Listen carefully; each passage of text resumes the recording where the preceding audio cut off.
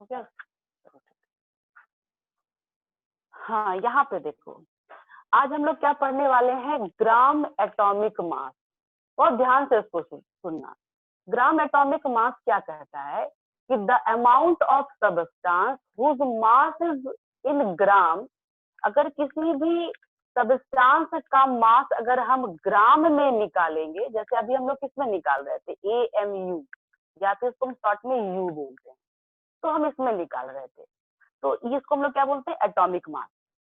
तो gram atomic mass का पहले डिफिनेशन सुनो। डिफिनेशन क्या कहता है कि the atomic mass of A substance whose mass is in gram is numerically equal to atomic mass.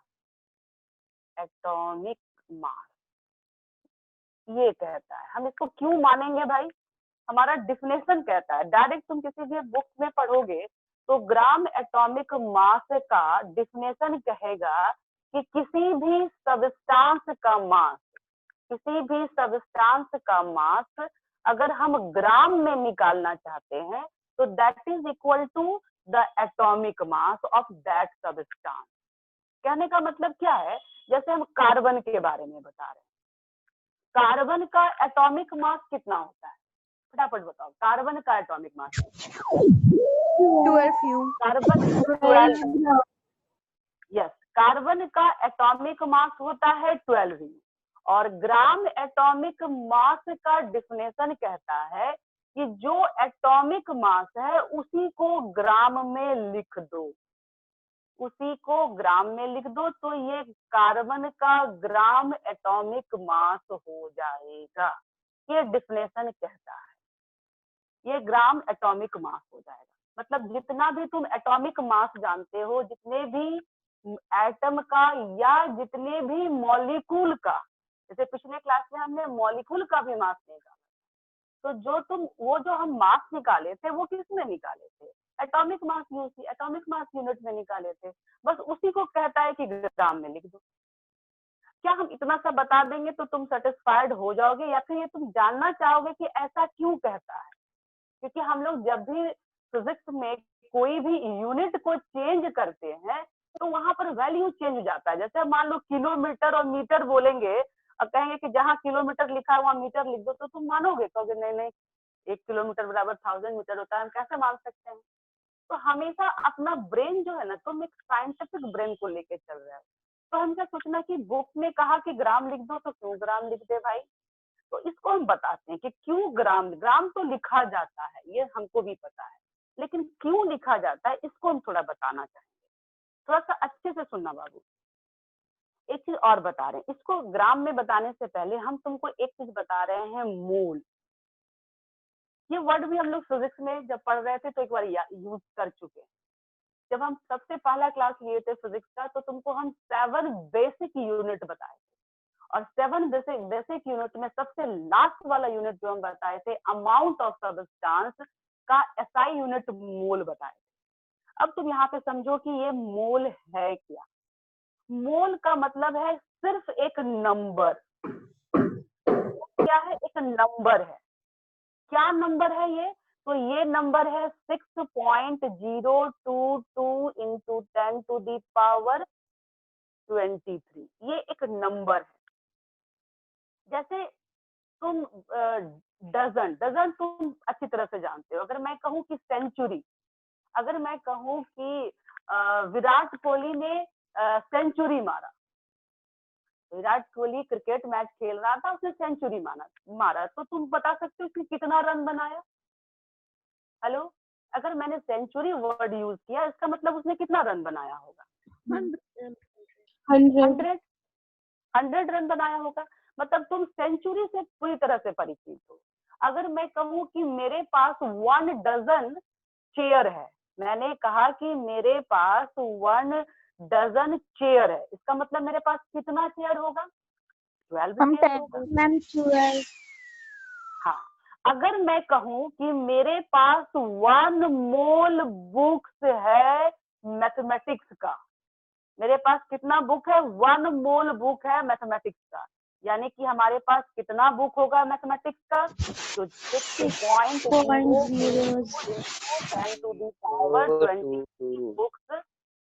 Books होगा हमारा किसका, मैथमेटिक्स का। मतलब मोल क्या, जैसे डजन एक नंबर है, जैसे सेंचुरी एक नंबर है, जैसे अगर हम वीक बोलते हैं तो एक वीक में 7 डेज होता है, ये तुमको पता है। उसी तरह से अब तुम ये समझ लो कि मोल का मतलब क्या है।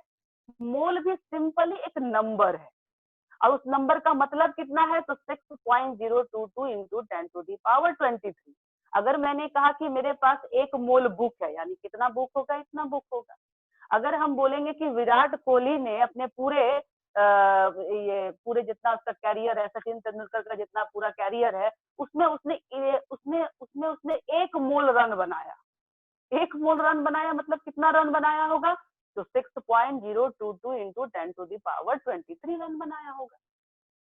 सबसे पहले बताओ कि मोल से फेमिलियर हुए या नहीं। मोल किसी भी चीज में लगा दोगे तो वो उसका नंबर बता देगा। मेरे पास मेरे घर में एक मोल चेयर है, मतलब मेरे घर में कितना चेयर है, तो 6.022 इंटू 10⁻23 चेयर है। लेकिन अब इसका यूज, जैसे हम डजन का यूज, अगर हम चावल खरीदने जाए और कहें कि हमको 1 डजन चावल दीजिए, तो वहां पे हम डजन वर्ड नहीं यूज कर सकते। केला खरीदने जाते हैं तो 1 डजन, 1 दर्जन के हिसाब से केला देता है। आलू खरीदने जाएंगे तो 1 दर्जन थोड़ी बोलेंगे 1 दर्जन आलू दीजिए। उसी तरह से जैसे हर चीज का मतलब फिक्स होता है कि आप इसको यहाँ यूज कर सकते हैं, आप इसको यहाँ, आप यहाँ यूज करेंगे तो बड़ा यहाँ से पद लगने लगेगा कि हम बोलेंगे कि 1 दर्जन आलू दे दो या 1 दर्जन ऑरेंज दे दो, तो वहां पे थोड़ा अजीब सा लगता है। उसी तरह से अगर हम कहें कि हम 1 मोल बुक रखे हुए हैं तो ये बड़ा अजीब लगेगा। हम बोलेंगे कि मेरे लाइब्रेरी में 1 मोल बुक है, तो बड़ा अजीब लगेगा। मोल में बुक को नहीं हम लोग कर मतलब एक्सप्रेस कर सकते, क्योंकि मोल एक बहुत बड़ा नंबर है। तो मोल का यूज हम लोग कहाँ करते हैं, तो मोल का यूज हम लोग एटम या मॉलिक्यूल के नंबर को बताने में करते हैं। जैसे जैसे अगर हम बोलेंगे कि इस रूम में, मेरे इस रूम में 1 मोल ऑक्सीजन गैस है। अगर मैंने ये कहा कि मेरे रूम में 1 मोल ऑक्सीजन गैस है, मतलब ऑक्सीजन गैस का कितना मॉलिक्यूल, कितना नंबर होगा, तो यहाँ पे देखोगे एक मोल हम बोले, इसका मतलब 6.022 into 10⁻23 atom of O2 oxygen gas. Oxygen gas का कितना कितना एटम है मेरे रूम में, तो 6.022 इंटू 23 एटम। चलिए बताओ कि मोल समझ में आया या नहीं आया। मोल एक सिंपली नंबर है। जैसे हम लोग एक एटम, इसलिए हम लोग मोल को यूज करते हैं कि कोई भी एटम जो या मॉलिक्यूल जो होता है वो 1 2 3 तो होता ही नहीं। तुम अगर मैंने सिंपली कहा था कि अगर 1 सेंटीमीटर में तुम देख अगर काउंट करना शुरू करोगे कि 1 सेंटीमीटर तुम ये आयरन का एक या फिर कॉपर का एक रॉड ले लिए हो और उसमें काउंट करोगे कि इसमें कितना एटम है, तो नंबर ऑफ एटम्स जो होगा वो बहुत ज्यादा होगा, उसको काउंट ही नहीं कर पाओगे। इसलिए ये इतना बड़ा वैल्यू हम लोग यूज करते हैं काउंट करने के लिए। मतलब 1 मोल की बात अगर हम कहेंगे कि हमारे पास 1 मोल कैल्शियम है, तो उसका कैल्शियम का कितना एटम हमारे पास होगा, तो वो होगा 16.022 इंटू 10⁻23 एटम होगा किसका, कैल्शियम का। अगर हमने कहा कि मेरे पास 1 मोल कैल्शियम है, यानी कि हमारे पास कितना एटम है, तो 6.022 इंटू 10⁻23 एटम है मेरे पास कैल्शियम का। ठीक है, तो ये हमने मोल समझ लिया कि मोल क्या है, सिंपली एक नंबर है। नंबर को एक्सप्रेस करने के लिए हम लोग मोल यूज करते हैं।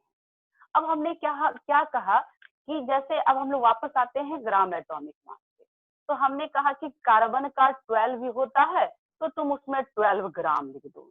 एक्चुअली ये ग्राम जो होता है ये पर मोल आता है, पर मोल। ग्राम का मतलब क्या होता है कि जो ग्राम हम लिखते हैं यहाँ पे पर मोल जो है ये छुपा हुआ है कि 1 मोल में, यहाँ देखो इसको कैसे 12 ग्राम क्यों लिख देते हैं हम लोग। 12 ग्राम लिखने के पीछे क्या रीजन है। जैसे हम लिखे कि जैसे कार्बन का ही हम स्टार्ट करते हैं, तो जैसे कार्बन का एक एटम 12 यू है। कार्बन का मास देखो यहाँ पे, हम यहाँ ध्यान से देखना, mass of one carbon atom, one carbon atom क्या लिखेंगे हम, 12 यू। ध्यान देना बाबू, mass of one carbon atom is 12 u, ये हम जानते हैं, हम पढ़े हुए हैं।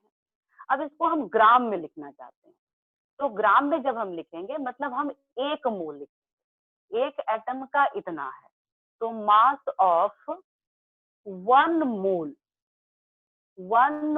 कार्बन एटम, ध्यान देना बाबू, mass of one carbon atom is 12 u. अब हम यहाँ पे क्या लिख रहे हैं, mass of one mole carbon atom. फटाफट बताओ जी क्या लिखे यहाँ पे, इज इक्वल टू कितना हो जाएगा, 12 यू इंटू वन मोल होगा, हाँ या ना बोलो, तब हम आगे बढ़ेंगे।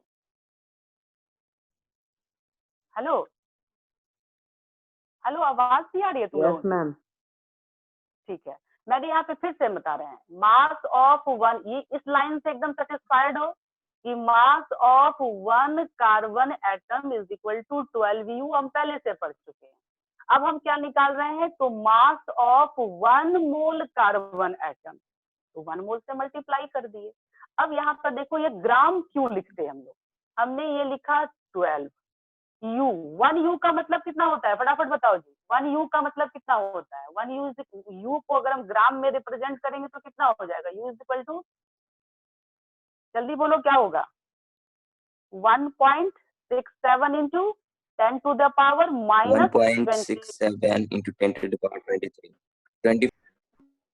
Very good. अच्छा, वन मोल का मतलब कितना नंबर, एक मोल में कितना नंबर होता है, 6.022 into 10 to the power 23। Very good, हमने लिख दिया 6.022 into 10 to the power minus, sorry minus नहीं 23, ये 23 ये हम लिख दिए, 12 हो गया, ये u हो गया, ये 1 मोल हो गया। अब इसको गुना करते हैं हम लोग, इसको जब तुम मल्टीप्लाई करोगे, 12 को भी छोड़ दो, इसको और इसको मल्टीप्लाई करो, ठीक है। जब इसको मल्टीप्लाई करोगे तो 10 पर पावर कितना है, -24, यहाँ पे 10 पर पावर कितना है, 23, यानी कि कितना 10 बचेगा हमारे पास, तो 10 टू द पावर -1 बचेगा। और जब तुम 1.67 और 6.022 को मल्टीप्लाई करोगे तो तुम्हारा आंसर अप्रॉक्स में 10 आएगा। कितना आंसर आएगा, देखो यहाँ पे ये 12 का 12 है, और इस दोनों को जब हम मल्टीप्लाई करेंगे तो अप्रॉक्स में इसका आंसर 10 आएगा, और 10 टू दी पावर -24, और यहाँ पे +23 है, तो यहाँ पे +23 यानी कि 10 टू द पावर -1 आएगा। अब ये दोनों तुम्हारा कट गया तो क्या हो गया, 1 हो गया, ये 10 टू द पावर -1 यानी कि क्या हो जाएगा, बटे में आ जाएगा इसके, यानी कि तुम इस दोनों को जब मल्टीप्लाई करोगे तो आंसर 1 आएगा। कितना आंसर आएगा, 1। अब ये क्या हो गया, 12 इंटू 1 मतलब 12 ही ग्राम। मैंने कहा था ना कि ग्राम लगा दो, क्यों लगा देंगे ग्राम, अब समझ में आया कि क्यों ग्राम लगता है, हाँ या ना, एकदम सही सही बताओ, समझ में आया या नहीं आया? Yes ma'am. ग्राम मतलब किसी का भी Yes, तुमको ma'am। निकालना है। जैसे तुम ये बताओ कि ऑक्सीजन के बारे में हम लोग देखते हैं यहाँ पे, ऑक्सीजन का फटाफट बताओ कि मास ऑफ, थोड़ा सा बड़ा से ही लिख देते हैं, mass of one atom of oxygen, oxygen atom ले रहे हैं, गैस नहीं ले रहे हैं, ऑक्सीजन कितना होता है, कितना यू होता है, जल्दी से बताओ कितना यू होता है, 16 यू। वेरी गुड, 16 यू होता है। अब हम निकालेंगे मास ऑफ वन मोल, तो यहाँ पे क्या हो जाएगा, 16 यू, अब मल्टीप्लाई 1 मोल, फिर से लिख दिया 16, यू का value 1.67 into 10 to the power -24, और यहाँ पे 6.022 इंटू 10 टू द पावर -23, और इस दोनों को जब भी हम मल्टीप्लाई करेंगे तो आंसर हमारा क्या आएगा, मैम 1 प्लस आंसर आएगा, इसको 23 मल्टीप्लाई करेंगे ना। क्या बोल रहे हो, सॉरी मैम प्लस पता 23 नहीं।